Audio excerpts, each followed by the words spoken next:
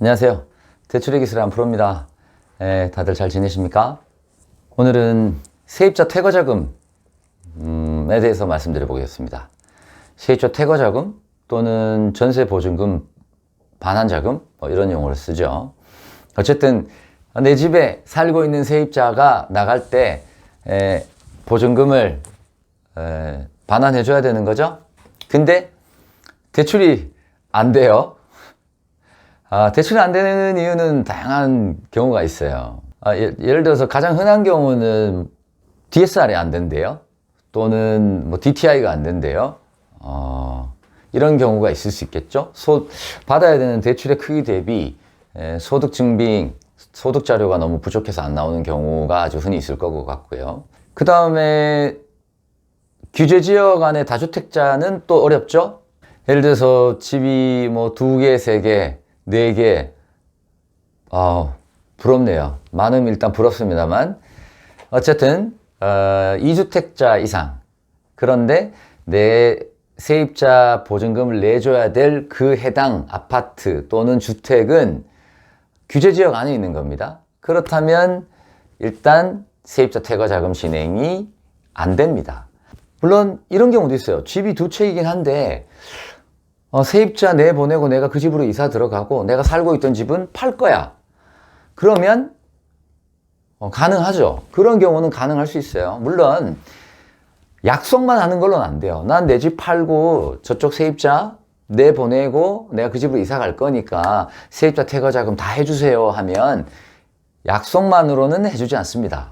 매도 계약서가 있거나 등이 필요하죠. 실제로 내가 처분할 집에 매도 계약이 되어 있는지 확인해야 보통 대출이 되죠. 근데 그렇지 않고 일반적으로 규제 지역 안에 세입자 퇴거 자금을 해줘야 되는데 다주택 세대는 해당 부동산을 담보로 1억까지만 가능하죠. 근데 이제 세입자 퇴거 자금을 해줘야 되는 부동산이 물건지가 비규제 지역이라고 하면 LTV가 10% 줄어들긴 하지만 현재 비규제 지역이 1주택자가 70, 다주택자가 60이니까 60% 이내에서는 또 세입자 퇴거 자금을 할 수 있어요. 그러나 이런저런 이유로 어쨌든 내가 원하는 만큼 세입자 퇴거 자금을 못 해줄 때는 여러 가지 방법으로 해결을 하시는데, 첫 번째는 신용대출을 이용해서 최대한 받아가지고 부족한 자금을 메꾼다. 이게 가장 흔히 생각하는 방법이고 가장 그렇게들 많이 하세요.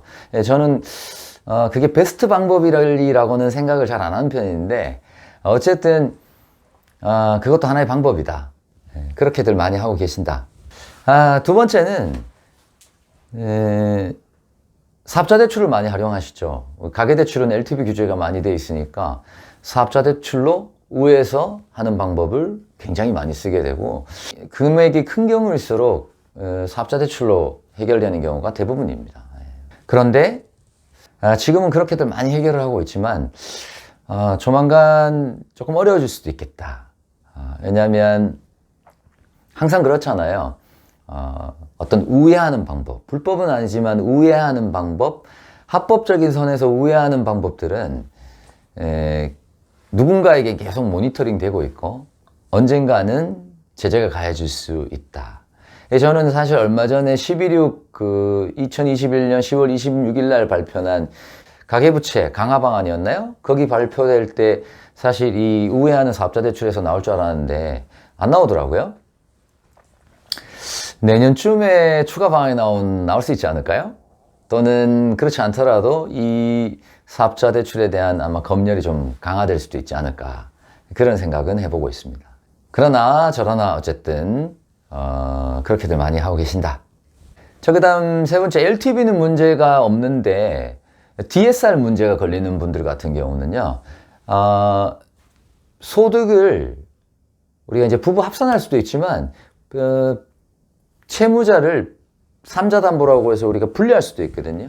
예를 들면 이런 거죠. 은행에 가서 내가 이제 세입자 퇴거자금, 전세보증금을 내주려고 대출을 물어봤더니, 소득이 연봉이 안프로님은 1,000만 원밖에 안 돼가지고, 대출 이거 1억밖에 안 되는데요? 하는 거죠. 세입자 보증금 내줘야 되는 건 3억인데. 그러면, 안프로는 1,000만 원밖에 안 되지만, 예를 들면 나의 배우자는 소득이 전혀 없지만 배우자 이름으로 하니까 가능할 수도 있고, 또는 뭐 다른 소득을 이렇게 저렇게 적용해서 해보니 가능할 수도 있다.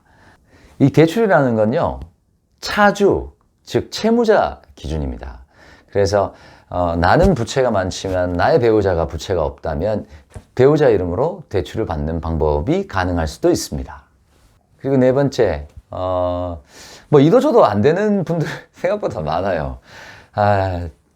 요즘 집값은 올랐는데 대출 규제는 심하고, 또 뭐 사업자 대출 같은 걸로 우회해 보려고 했더니 나는 뭐 공무원이거나 그런 거 함부로 하면 안 될 것 같고, 뭐 여러 가지 있습니다.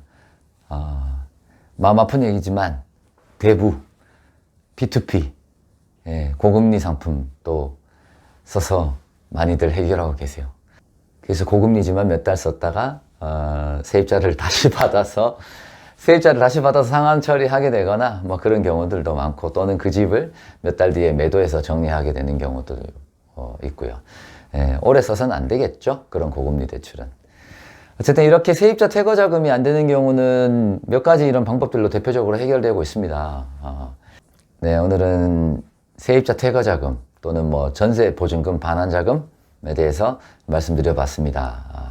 만약 그런 일로 대출을 알아보시거나 해결이 잘 안 되시거나 뭐 고민이 있으시다 이러면 언제든지 물어봐 주셔도 좋습니다.